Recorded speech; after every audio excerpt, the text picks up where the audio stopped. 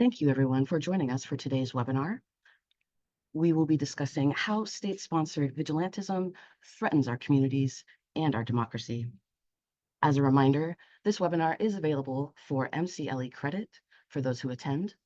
Please keep an eye on the chat for more details or email us directly at williamsinstitute@law.ucla.edu. And now we turn to Shane Ball to start our discussion. Shane?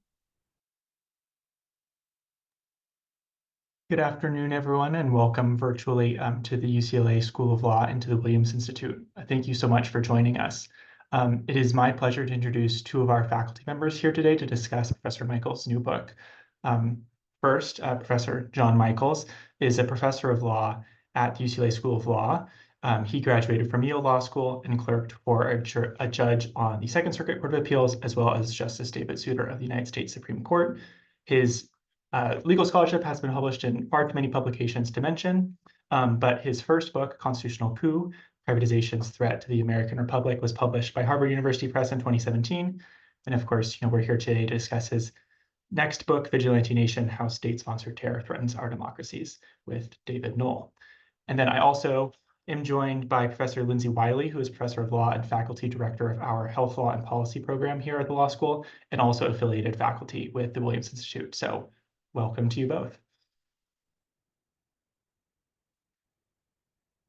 So Professor Michaels, I will start with you. First, I guess, could you just tell us how or why you and Professor Knoll decided to write this book? What was the inspiration of the starting point for you? Yeah, so first of all, thank you everyone for attending and participating in this conversation. I'm gratified for the opportunity to speak with you all. So Shane, David and I were following a couple of what seemed to be isolated but jarring instances of essentially state-sponsored harassment of different already vulnerable groups. We were watching some laws percolating in Tennessee that were really targeting school districts that enabled students to use restroom facilities and sporting facilities based on their gender identity. And then we were catching wind of what was happening in Texas with what became known as SB 8, the essentially the bounty law that allows private enforcement of a really repressive anti-abortion regime. And there were these two conversations going on essentially in tandem with one another, but not together. And what David and I were seeing is actually this is an very much connected. These are the uses of private mechanisms to further state policy in a way that the state can't always reach by itself. And what David and I had kind of going for us is that I've done about 10 years of studying how the state uses private actors to further enhance its own authority. And David is, my co-author, is a federal courts guru and was realizing that using private actors in these particular contexts also allows the state to avoid legal challenges for activities that the state itself, as a constitutional actor, couldn't carry out themselves. So we started seeing these pieces come together and realizing, oh, they're also going after political protesters. They're also going after voters and teachers in schools. And as that kind of evidence was mounting and mounting and mounting, we started to draw connections and see that this is really a systemic attack on essentially our ability to go forward as an inclusive, multiracial, LGBT plus friendly community as a democracy. And until we can kind of make that turn to go forward, we're going to be stuck in the past. And that's exactly what the red states in enacting these laws were looking to do. And we wanted to kind of shine a light on it and provide a very clear understanding of the legal and political stakes involved. Thanks so much. And so you kind of started to hit to this question, but I guess to kind of more formally ask it, if if you were speaking to a bunch of law students who were assigned this book for someone's class and they didn't read it, which this would never happen at our law school, but if you wanted to give the Cliff Notes version of of what this history of legal vigilantism in the United States is and why this is now making this resurgence and kind of who's doing this and kind of what is it looking like, the facts on the ground in some of these states. If you could kind of run through that Cliff Notes version for us. Yeah, sure. So legal vigilantism itself is a bit of a jarring term because we often think about vigilantes as defined by operating outside of the law. And particularly for those in kind of who came of age around the time that Lindsay and I did, we kind of grew up on pop culture references to vigilantes who were fighting the system, fighting the state. Often the police weren't doing enough for a Charles Bronson type character, or the federal government wasn't going far enough for someone like Jack Bauer in the TV show 24, and they would have to take matters into their own hands. And so for folks who think about vigilantism as being what lawyers would call ultra vires, it seems very jarring to think about this legalized form. But that's in part because we've forgotten kind of how ugly and sordid our own past has been, where it's only recently that folks had to go outside of the law to be private enforcers of very repressive, social or political regimes. And so we kind of harken back and say, don't think about the 1960s and 1970s versions of vigilantes, or don't even think about the kind of cowboys in the Wild West where there was no government involved. Think about the Fugitive Slave Act. Think about Jim Crow. Think about the ways in which the state enhanced its power by deputizing private actors to enforce the most repressive aspects of our legal order. And think about how southern states got Congress to allow these bounty hunters to go up north, where even if there was a police force, which oftentimes there wasn't, but even if there was a police force, the northern, perhaps abolitionist-oriented communities were not that eager to spend resources and political capital trying to restrain an individual who was enslaved back and was trying to flee slavery. So they allowed these private bounty hunters to roam the eastern seaboard, go and basically demand that a northern judge gives them papers to travel with enslaved people across state lines and bring them back to the plantation. And that was kind of the model of kind of public-private enforcement for a long period of time. And it stretched after the Civil War, when the Southern Democrats in power, could not actually maintain a formal system of white supremacy at the very beginning because of the Reconstruction amendments. So they looked the other way while their friends and colleagues who were private actors would enforce reigns of terror on Black communities that were just starting to express themselves politically and economically, and created conditions under which you couldn't really move freely in terms of business transaction, in terms of rallying for the vote, because this private layer of kind of political repression was completely understood as backed by the state. So that's what David and I wanted to focus on, that period of time, and recognize that actually legal vigilantism is not at all an oxymoron in the American legal lexicon. And what's, I think, worse is that the folks who are putting together these types of present day forms of vigilantism are fully aware of that history and using it to their advantage. So that's what kind of oriented us when we think about what happened on January 6th, and we think about how there was such a chaotic, terrifying, but chaotic and poorly managed attempt to overturn the election, to seize the reins of power, to murder perhaps leading officials in the federal government. And we realized that what the MAGA Republicans did in the immediate aftermath of January 6th was not have a moment of kind of a gasp where they would say to themselves, wow, we really went too far. Instead, the kind of strategy, and we call it the kind of January 7th project, was to make sure that the next time there's an attempt to steal an election, or the next time actually just things go bad for a certain segment of entitled and easily aggrieved Americans, things go bad for them, they're going to actually have a legal regime in place so that it doesn't look chaotic and that no one goes to jail after the fact. And so what we see in southern states, in particular in Midwestern states, is this bubbling over of efforts to stamp out expressions and manifestations of multicultural democracy, of women's empowerment, of children being taught in classrooms about Black history or Latino history, and about kids on the playing field not being harassed because someone suspects that they're trans, or even if they are trans, that they have no right to be on the soccer field or the volleyball court or whatever. And we connect that up very explicitly with an anti-democratic project to keep a second tier of Americans in their place at the very moment when there is so much kind of racial, cultural, religious grievance that animates one of our two major political parties. And so that's what we kind of want to stitch that all together and tell a story about. This is sort of who we are, and we need to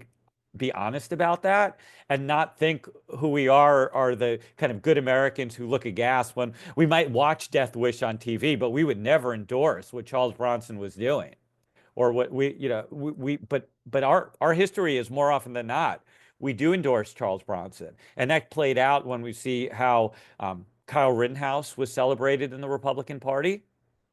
That played out in Texas when a man who shot up a BLM protest was pardoned by the governor, and in celebrated fashion, Greg Abbott pardoned him, even though he was convicted of murder. And the day on which he was convicted, Tucker Carlson and folks of that ilk, who have very big platforms and very little sense of responsibility, were calling immediately for Greg Abbott to pardon him. It creates a culture of entitlement, a culture of power, and a culture of right suppression. Thank you. That is, all quite sobering. And so I guess, with this sobering, kind of framework, who are you trying to reach with this book? I mean, you're a law professor, you've written articles, you've written books, more, academic settings. So why did you write, this type of book? Who are you trying to reach with this project? Yeah, I think we're hoping to reach people who maybe and understandably are focused on one component and are scared. So maybe they have a son or a daughter who's involved in political protests, or maybe they have a child, a person who in their school feels like they're being silenced, marginalized, bullied, or persecuted, and the school is doing very little about it, and the PTA parents are actually kind of egging it on. Maybe folks who are nervous about voting and about the fact that it doesn't feel safe to vote, and that people who volunteer to be election administrators, which is a very hard and very unrewarding job, are being doxxed, harassed, and stalked back to their homes. Maybe if they have like one or two understandings of this, and they realize, well, first of all, we're not alone. This is happening systemically. And there's strength in numbers, and there's comfort in the fact, not misery loves comfort, but comfort in the fact that folks aren't alone in this, that this is going on in a comprehensive and practice and to form kind of connections and recognition across groups that are being targeted as well. So I hope to reach people who have kids in school, people who are going to school.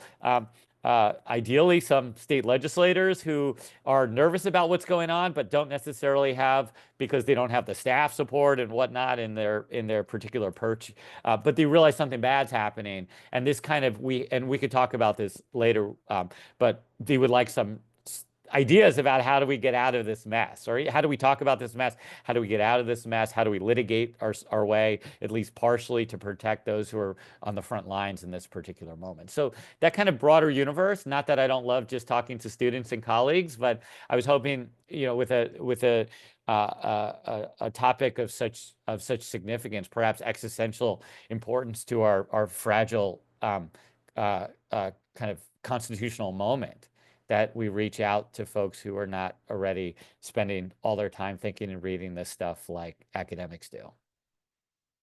John, I want to jump in here and say thank you so much for writing this book with David.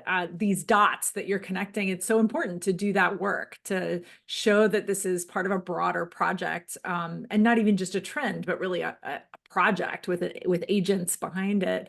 And as you know, a lot of those dots are in the healthcare and public health and health equity space, or have implications in those areas. And I know we'll have a chance to get into that in a minute. But before we do, I'm going to ask you some questions just to dig a little deeper into the conceptual framework here.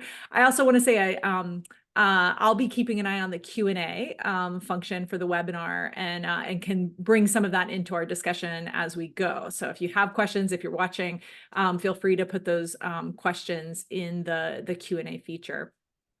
So I want to dig in a little more by asking you to think about, starting with the states that are really the core focus of the project.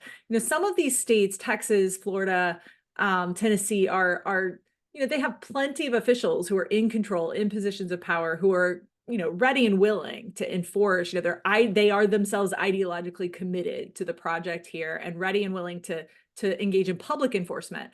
So I'd love to hear you say a little more about sort of why state governments are passing these sorts of laws, why, if they don't really need private assistance with enforcement, what's in it for them?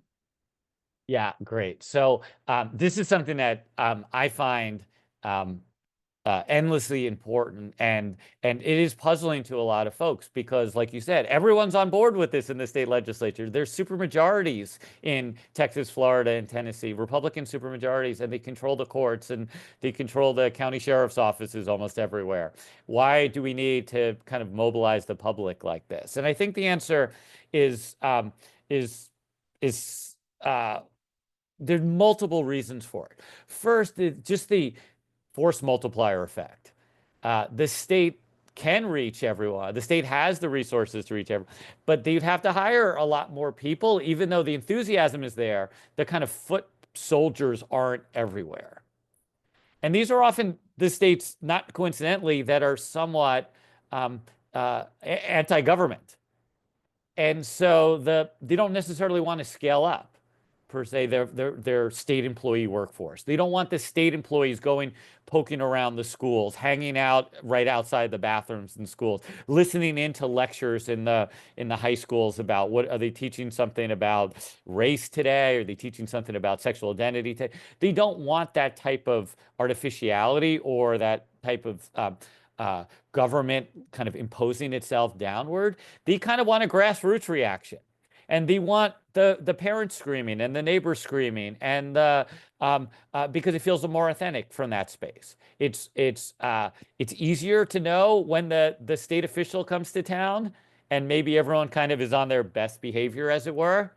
But if you never know who in the neighborhood is there, just happens to be at the soccer game, but as opposed to who in the neighborhood is there keeping notes and looking at, seeing like, oh, that kid grew a lot this year. I wonder what's going on there, right? The type of, you never know who's going to snitch on you is acculturating a notion of fear and suffocating kind of atmosphere of the sort that I think is welcomed in a space where the folks who are driving this agenda really want to suffocate it. There's no question they want to suffocate.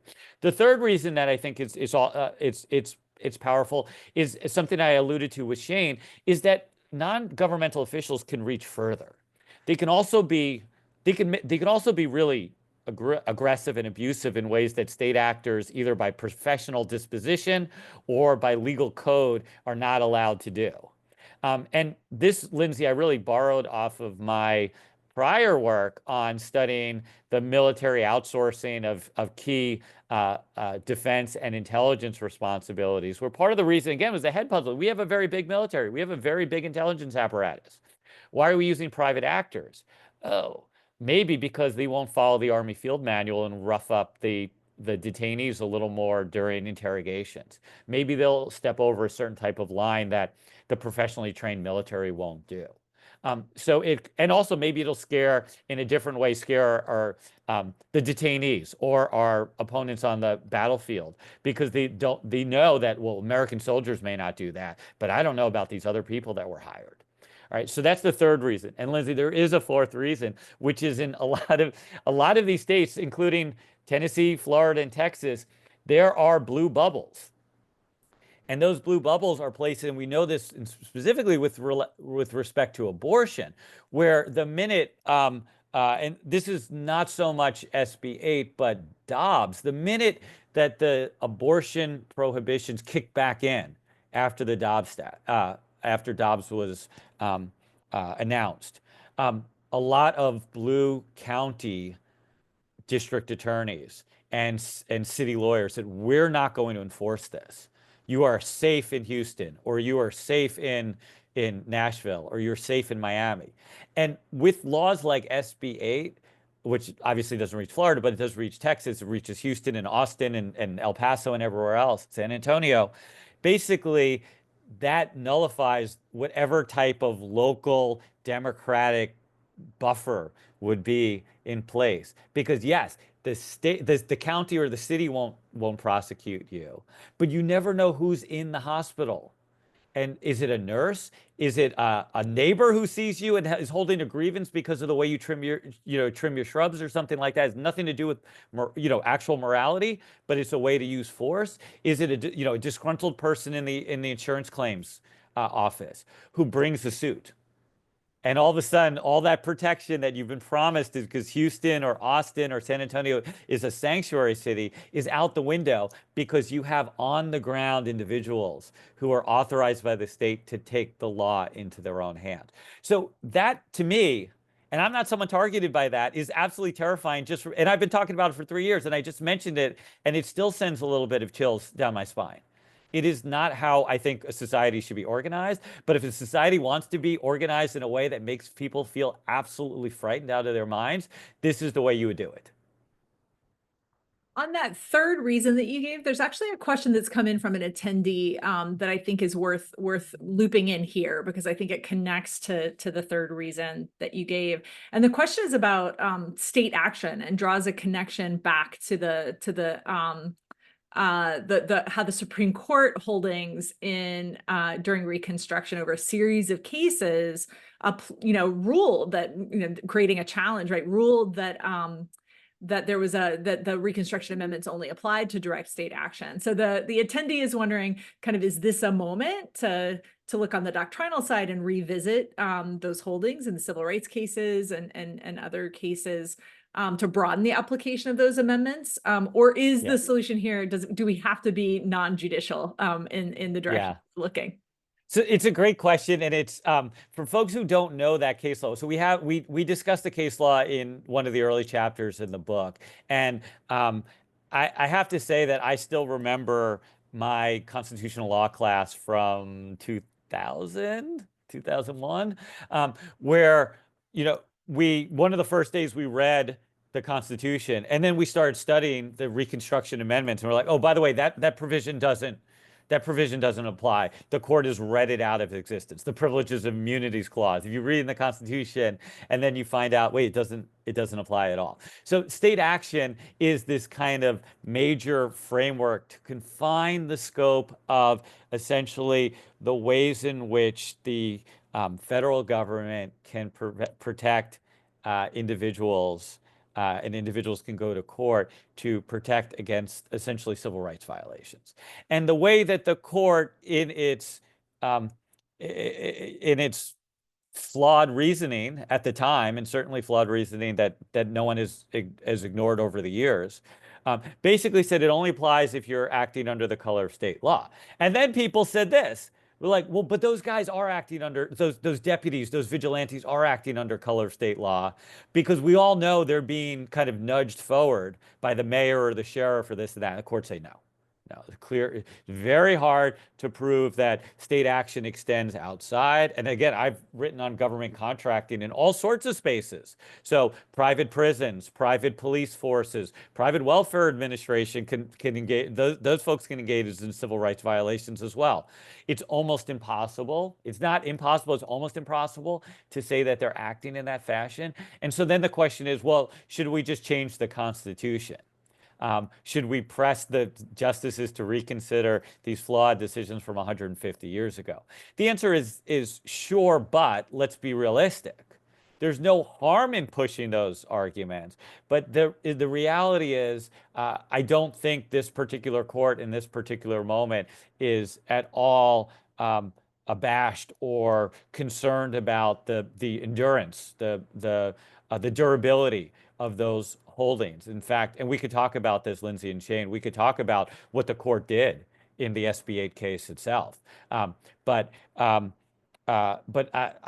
I'm sorry to be the bearer of even more bad news, but I don't think kind of pressing the Supreme Court in this particular moment is going to get us where we need to be to prevent this. I share your pessimism on that front. I was listening to the oral arguments in the ghost gun case, watching coverage rather of those, and it's a time for pessimism about turning to the courts. I want to stay though on this topic, right? We're here. We're you and I are both on a law faculty. I want to stay on this topic of kind of the role of the courts, the role of lawsuits, and we're seeing that in multiple dimensions, right? So to start with, thinking about kind of lawsuits challenging these vigilante laws. There was a challenge to Florida's Don't Say Gay law, resulted in a settlement that's kind of legalistic, right? Restricting the application of the law to formal instruction. But that didn't get as nearly as much coverage as the initial broader restriction has.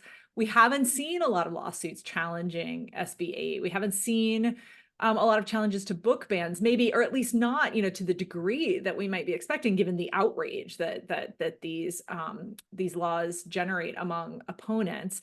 Does this mean that it's much ado about nothing, that we aren't seeing those lawsuits? Yeah, so I want to, it's a great question. I want to separate two types of legal challenges. So one is people bringing suits under SB 8 to punish a medical provider for offering abortion services, or people bringing a challenge against a Tennessee school district for having gender-neutral bathrooms. We haven't seen those challenges. And that on that ground, we haven't seen those enforcement moves, those proceedings. And the reason why, and so folks will say, and have been saying to us for some time now, well, that must mean that this is really just red meat for the kind of, Fox News audience, but everyone's still behaving and they're not going around, snitching and snooping and all this other stuff. They're just not it's not happening. And the answer is, well, that is a story. But the other part of the story is that all the reproductive rights clinics closed in Texas the day SB 8 came into effect. So it's not clear that if clinics were open for repro rights services, that there wouldn't be a throng of lawsuits. What's happened is the threat of lawsuits has been deemed so credible that it's chilled everyone and essentially destroyed the space for any type of activity to take place there. And if Texas really said, well, that's not what we wanted, we didn't want it to go that far, then they could have loosened those reins on SB 8 if they thought it was overly chilling, right? Same thing, we don't see that type of activity, people being prosecuted for teaching certain books or librarians for shelving certain books, in part because in many counties, they've just taken away that part of their curriculum, just as an abundance of caution. And we have pictures, in our files of schools in Florida that basically just on the first day of school put tarp over whole shelves. Because presumably, because I don't think it was a political statement. I think it was more that they just actually didn't have room to store them, or they didn't want to touch them because they'd be liable for touching them or handling. They threw tarps on top of stacks on their sections and basically said this section of the library is closed. No one was bringing suit, or no one had brought suit at that point. They didn't want to get embroiled. First of all, they didn't want to get sued and lose money. They don't want to be a national scandal, especially in a climate where individuals will be named and doxxed and maybe harassed, like a school librarian. That's a lot of pressure to put on a school librarian to be the champion of a cause in a state where they could probably easily get fired and whatnot. So we're not seeing that. And I don't think that necessarily means we should breathe easily. The The second point that Lindsay brought up is, what about direct challenges, like on their face, to these statutes because they're so oppressive? And we saw a challenge of that sort to SB8, and that was pretty much the moment of truth for the Supreme Court to basically push this to the side, to say, you know what, we're not going back to our vigilante past. We're not going to change our state action doctrine, but we're not going to encourage it either. And there's ways in which we could say, under this particular framework, actors using the tools of the state would be state actors, and therefore they'd be violating the 14th Amendment. But the court didn't do that. And the court had even another reason that it could do that, is because they knew they were going to take Dobbs. And they knew that if all they cared about was actually the ending of legal abortions in America, it was going to happen in 9 months anyway. That was no surprise to anyone on the Supreme Court, right? So there were opportunities for them to stamp this out. And instead, they're like, no, you guys can go do what you want to do. Legal commentators called the SB8 statute that kind of threaded the needle ingenious. It's not that such a genius move when you have 6 Supreme Court justices who are egging it on. It's tailoring an argument to a court that is very much signaled a certain direction. And then lastly, you talked about the legal challenges to Don't Say Gay, and there has been a settlement on that. But the settlement kind of skirts the issue. Well, it doesn't skirt the issue. It creates a line drawing between you're allowed to have kind of informal, kind of off the cuff conversations about issues of gender identity, sexual orientation, and the like, but it can't be part of a formal presentation of material. And again, like, first of all, people have to understand, like, that's a line that's being drawn. How well are we going to be able to follow that line? How close are we going to come to that line where a couple of parents aren't going to go crazy and start calling the school district, calling the media, and bringing lawsuits? So it has a chilling effect of the sort that maybe we just won't get into this space at all. It's not worth the hassle. It's not worth kind of playing fast and loose with a state that shows itself to be nothing short of belligerent on these issues. So that's where I can think the state of law here is, and again, why I'm pretty pessimistic about the courts being our answer on this, on voting rights, on, we could talk about the panoply of issues that currently challenge the United States, climate change. The courts are not really the answer in this particular moment, unfortunately. And I definitely want to come back to this question of the chilling effect, or what I've been calling anticipatory compliance. Definitely want to come back to that. But before we do, I want to stay with the courts a little longer and ask you about a different kind of legal maneuver that's happening, which on one level warms my heart as a torts professor and scholar, which is this move that we're seeing by lawyers who are ideologically aligned with these laws, saying that private enforcers for anti-abortion, anti-LGBTQ plus laws have standing under what some lawyers in Texas are putting to the tort of outrage. Can you say a little about those lawsuits where they're kind of using these same ideas but under common law principles? Yeah. So this is, to me, I don't want to be flippant about it, but it's amusing in a way, because the federal courts, particularly the rightmost members of the federal courts, have been absolutely resistant and indignant when folks have brought general claims to the federal courts about the climate, about endangered species, about land use, about, like, this is really bad, and it bothers us. It offends us. We care about future generations. We care about kind of our kind of a solidarity with someone else, and we're bringing a lawsuit. And the courts have sneered at these plaintiffs for decades. And now we have a very conservative state lawyer from the state of Texas, and was asked in SB8, who are these people bringing suits? What is their injury? So in the federal system, you have to show an injury. And so if someone brings a suit and says, I'm concerned that we're doing federal projects that are hurting hurting endangered habitat, the justices are like, what's your injury? And then puts the plaintiff on the back of their heels, and it doesn't go well. In this case, the lawyer said, I know what the injury is. It's the tort of outrage. The tort of outrage, which, Lindsay, I don't teach torts, but I was taught torts, and we didn't learn the torts of outrage. I don't know. I teach it. I teach it because it's fun and interesting, but go But it ahead. doesn't have much of a legal foundation. That's what I meant to say, that the tort of outrage is at the federal level doesn't get you very far in most of these types of cases. We tend to focus on an economic injury or a physical ailment of some sort. And Justice Thomas, maybe this is the one time that Justice Thomas and I agree on something. He kind of stirred from the bench too, and he's not much of a talker from the bench, and said, "What? I haven't heard of this." And he said, I'm going to read the language. He says, "Forgive me, but I don't recall it an outrage injury." What would that be? You say extreme outrage. Would that be an injury?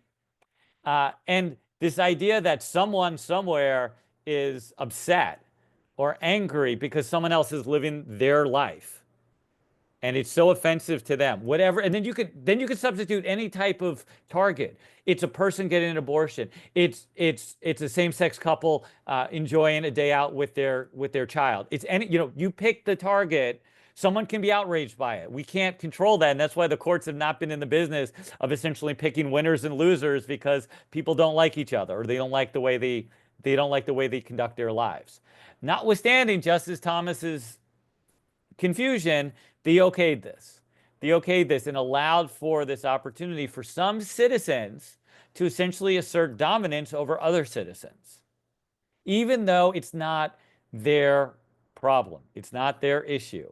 It's not affecting them in the slightest what happened. And so that's again, I think, further evidence of where the court is going here, which is they're pretty much signing on board to a very explicit political project, and aren't too worried about connecting all the tying all the threads together so it makes a nice seamless jurisprudential fabric. They're out there doing what they want to do. I think the outrage stuff is really interesting. It is a tort with a legal foundation. It's also a tort with a history that is really steeped in misogyny and gender dynamics. You can be funny about it. I am in class. I think I will risk saying I am funny about it. The test for an outrage is whether a reasonable person, a reasonable man, would be inclined to gasp, "That's outrageous," when they hear about the conduct. But it really does enforce norms, right? Social norms that can be racist, misogynist, gendered, can reflect all sorts of problematic social dynamics. I'll just say one thing about this too, which is there's new coverage, new news story just in the last few days out of Florida, also, bringing in kind of very old common law tort principles, although in this case imported into the criminal code. I don't know if you saw this, John, but a news station, a local news station in Florida, received a cease and desist letter from the state health department in Florida, declaring that a pro-choice ballot initiative advertisement that they had been paid to broadcast was itself, that announcement, that pro-choice announcement, was a public nuisance, threatened a right held in common by the general public to public health, because it's information. They characterized it as misinformation about the abortion ban and about abortion itself. So, everyone is using all legal levers available to them in these ideologically driven disputes. And it's so important to kind of trace all of the different places where this is happening. I want to set aside the courts for a little bit and move over to the political arena next.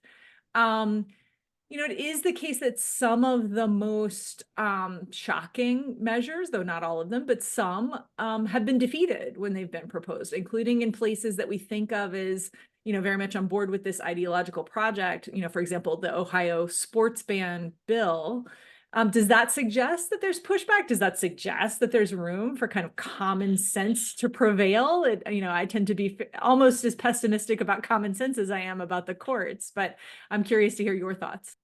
Yeah, so I think we can.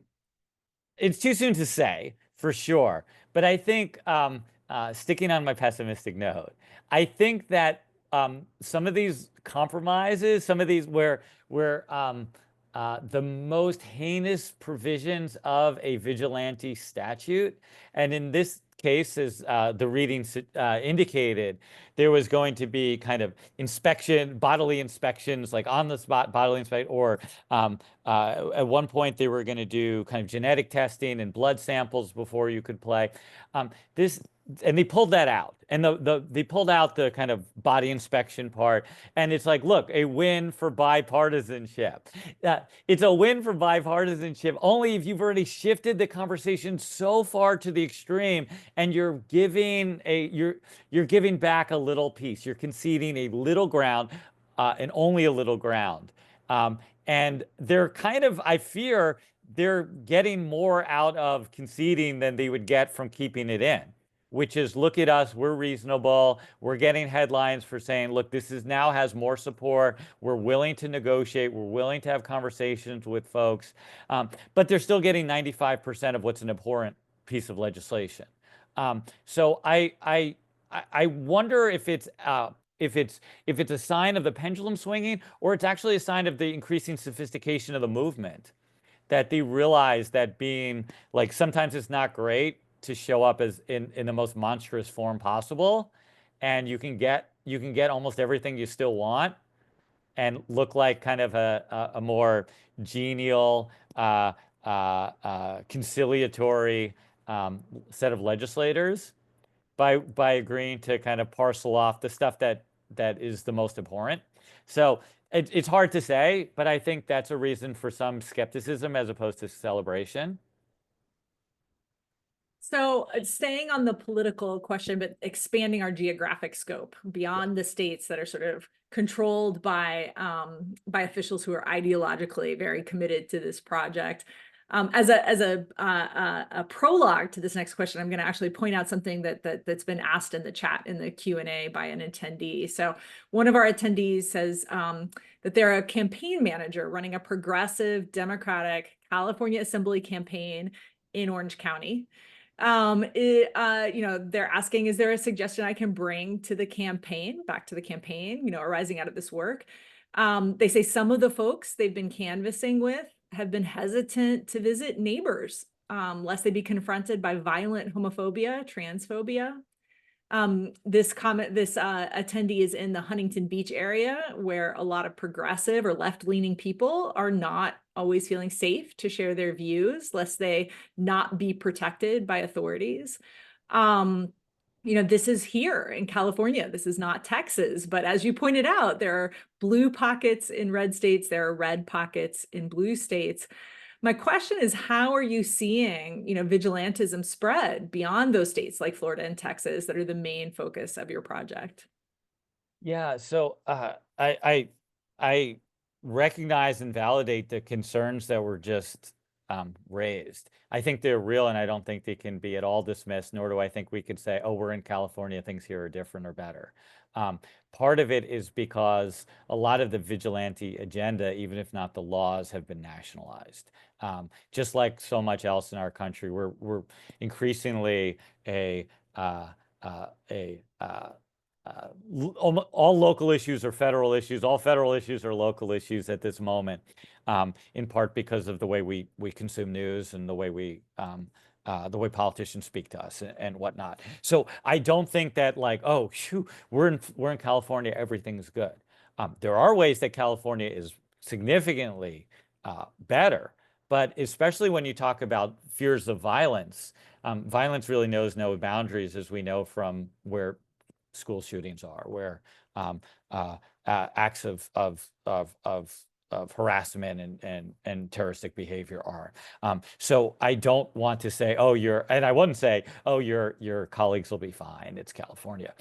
What do we do in this space is I think the best thing to say is to draw further and further attention. And this is, I guess, why the importance of your candidate winning.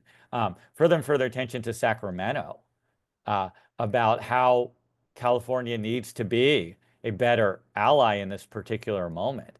And I actually think that Governor Newsom has done much more than any other governor to make clear that that vigilantism in America is a national issue, that he's going to do what he can, though it hasn't been a lot yet, but that he at least signaled that he wants to do what he can to be better supportive of those who are fleeing jurisdictions where their rights are being marginalized, where they're being targeted. It's not an easy move, and it certainly doesn't help if you come and you move to Orange County and you get more of the same in Huntington Beach. But I do think making this into a blue state priority. How do we make our state safer? How do we ensure that things here are different and better? Is a big, big issue. I don't know what to say about the canvassing issue. Because I share those concerns, I endorse those concerns. I don't know what that means for changing the way we do retail politics, but it's by design that scaring people is a design choice, and it's working. And we need to understand that. And maybe part of the message is to say, we're not doing so much canvassing there because we feel like our community has no longer become safe for all of us, just like our schools are no longer safe for all of us. And I don't know how you get that message outside of the retail, face to face, but it's something that should be probably part of the conversation itself, as opposed to, it should be a feature of the campaign as opposed to a bug of the campaign. So you're connecting a lot of different types of vigilantism in this project, right? And I think that's kind of a challenging thing to do, and the reason that it takes a whole book, right, at this point. And you connect them all to this kind of foundational, kind of core concept in the project for you of democracy. I just wanted to see if you could say a little more about what is revealed by connecting these different forms, what's revealed by connecting them to democracy. Yeah, so it's kind of a double-edged sword to invoke democracy, because it's like, well, everything is democracy. If everything's democracy, then what are we really talking about here? We're just talking about things we like and we call it democracy. Also, the other downside to talking about in this particular moment, Lindsay, is I think people are exhausted talking about democracy. So not only is it amorphous, but it's tiresome. And that's kind of sad, but it's true. So why are we still nonetheless leaning into the concept? And part of it goes back to, I think, some of the comments I made earlier about when Shane was asking me, kind of, who am I trying to reach? I want to recognize that this isn't just like a civil rights and civil liberties issue. It's very much connected to a political project to maintain a tiered, a hierarchical political, social, and economic order. And the more you marginalize those who would threaten white, male, Christian power, the harder it's going to be. So some people, if they have the means, they may move out of state. We know many more people would move out of states if they had the means. But that's another problem for California. Sure, come to California where it's extremely expensive. Right? Come to New York where it's extremely expensive. Come to Illinois where it's extremely expensive, or the blue parts of Illinois, which are extremely expensive. So there are people who want to leave, and what do? So if they leave, great. Then there's fewer Democrats who are going to challenge my MAGA dominance. If they stay but they're marginalized, they're not going to participate in rallies. They're not going to canvass. They may not even go out to vote because it feels scary and they're being surveilled in those spaces. The next generation too, if you can't talk about race relations, you can't talk about sexual orientation, gender identity, acceptance, all these types of things. If you can't talk about those in those spaces, and if you can't have pregnant persons make life choices that are going to decide whether whether they have autonomy going forward, or whether they're in a really difficult situation, either their health is compromised, they're in an abusive context with a family member or a partner. If you're kind of pushing people out of the public square because they're so busy watching their backs, and they're so worried about making the wrong move. They're not going to be fully empowered citizens, and they're not going to be able to make claims. They're not going to be able to rally. They're not going to be able to do all these things that that red state governors and legislators are fearing they're about to do, which is to change the dynamics of power in this country, perhaps permanently. That's why these are considered elections. That's why not only liberals think of this as a make or break election, people on the right wing are talking about it the same way, because they can't imagine living under a presidency that's run by a Black woman and run by a Congress that is not just liberal or progressive, but that is like very much putting women front and center, putting minorities front and center, putting LGBT legislators front and center. That is not an America that they seem to want going forward, either because they're just hardcore racist or because they just want to maintain their political dominance, and they're not even. It's a political project, and I'm not going to ascribe too much what's their psychological motivations. It's about power. So I want to now ask some questions kind of pointing to kind of possible candidates for who can resist this, right? Yeah. Who are the Yes. the usual suspects, and how optimistic are you, right? So first, one possibility is just kind of the party system, and that cooler heads might prevail, and the national Republican Party, especially if these campaigns of harassment and even violence are embarrassing and unpopular in blue, and more importantly maybe in purple states. Why haven't Republican candidates and officials in those states pressured the national party to temper kind of the worst abuses here? Do you see the party itself, the party infrastructure, as playing a role?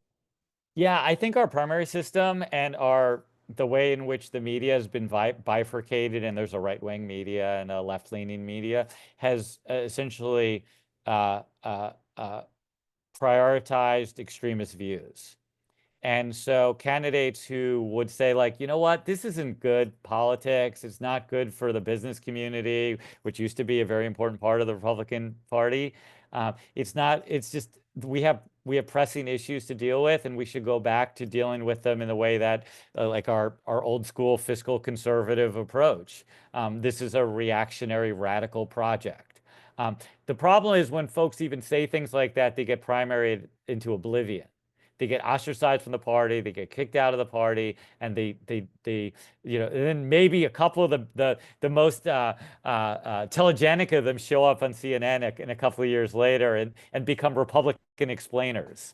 But there's not so I think the party system itself is very, very enabling of the worst characteristics that prevents the northern Republicans from being or the far west Republicans from taking exception with what's going on in those places. And so I don't have a lot of faith in the national Republican Party saying this is really bad. That did happen though, if we can kind of connect some other points, it did happen with the Democratic Party in the 50s and the 60s, when the Southern segregationists were they were the ones who were isolated. They were the ones who were effectively ousted from the party. And because the Northern Democrats and the Western Democrats, and also there's more of a coalition that doesn't seem to be forming today, where Northern liberal Republican, they all kind of turned their backs on the South. In a way, once it became clear that you couldn't just let Jim Crow reign and not be a problem outside of the South, because international pressure was brought to bear. We were embarrassed every day because while we were trying to gain allies in the global South, the Soviets were kept on saying, look how they treat Black people in the South. In the American South, is that who you want to ally yourself with? It was embarrassing with our allies in Europe, and our European allies were telling us, and the business community got nervous, and the national political parties got nervous. And basically, they squeezed Jim Crow We don't have anything of that. Today, Republicans being criticized by foreign leaders is a badge of honor. It's further evidence that we need to retreat from the world stage and kind of indulge our most nativist of instincts, which are very much at play when we think about particularly how this presidential candidate Donald Trump is talking about our alliances in Europe and our alliances in East Asia. We don't have that type of capacity to be collectively shamed or collectively gather as the proverbial adults in the room to deal with this. So we kind of go through the fact that, well, the business community helped in the past, but it's not going to help today. The feds helped in the past, but we're not convinced they're going to help today. We had 4 years, and even if you can't pass new legislation with a obstructionist Congress, we do have when I say we, the liberals do have control over the Justice Department, the Department of Education, the Department of Labor, the Department of Health and Human Services. Things are kind of going along as if those things as if the feds aren't really involved, and so we actually we kind of turn the mirror onto ourselves and say, what should blue state liberals be doing in this space, and how can blue states use their economic and cultural clout to be essentially, at the very least, buffer the spread of vigilantism, but more likely impose real cost on red states for continuing to act in a fashion that's completely out of step with who we want to be as a people, and I would say with our our Constitution, at least the Constitution as I see it. So you've touched on a lot of different sort of the usual suspects. You've identified who you think is in the best position to resist. I want to now hand it over to Shane to wrap things up with some questions toward the end. But before I do, I have one last question that is more forward-looking, which is the note that we wanted to end on. What should we be focusing on in this month leading up to the election? Kind of how does all of this connect? There's been a lot of talk about Project 2025. I think most importantly, sort of how do you see, where do you think we'll be with vigilantism, January, February 2025? How much of that answer depends on the results of this federal election?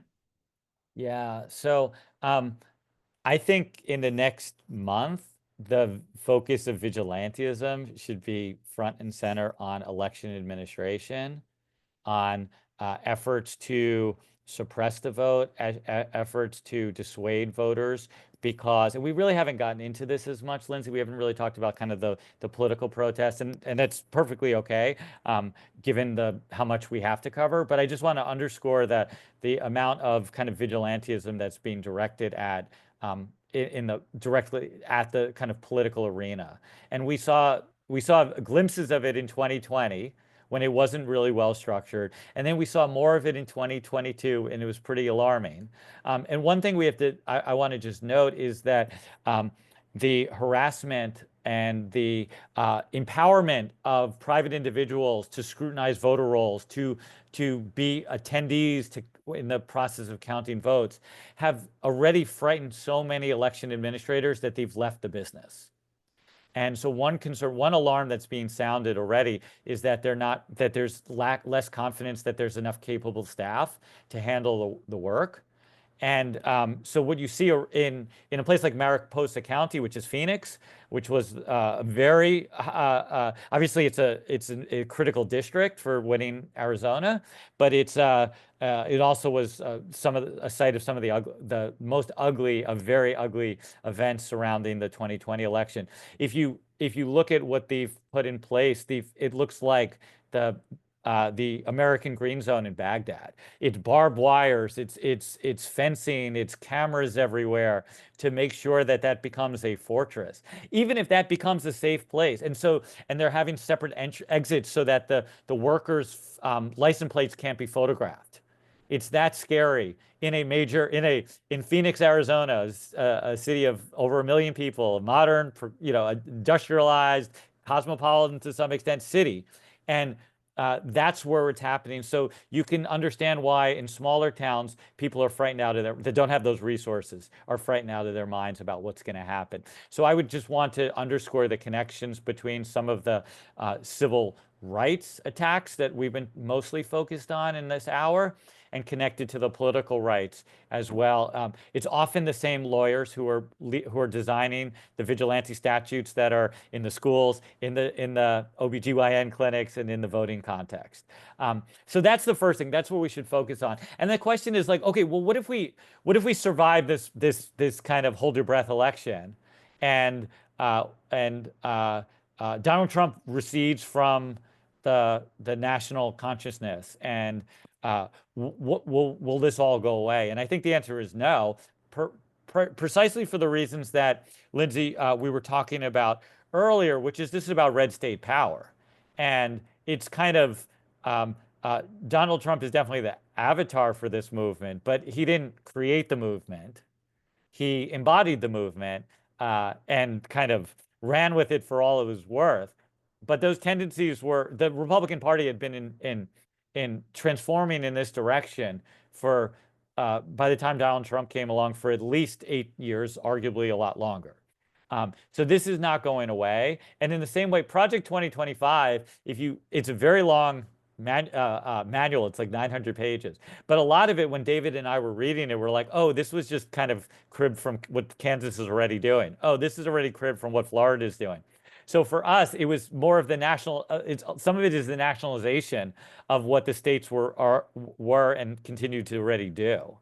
And so I would just remind everyone that there is no moment to breathe at this point. This is going to be a decade-long fight to reestablish the basic civil rights that we came to appreciate and order our lives around in very short order, starting with the 1960s, 1970s into just a few years ago with kind of greater recognition of LGBTQ rights.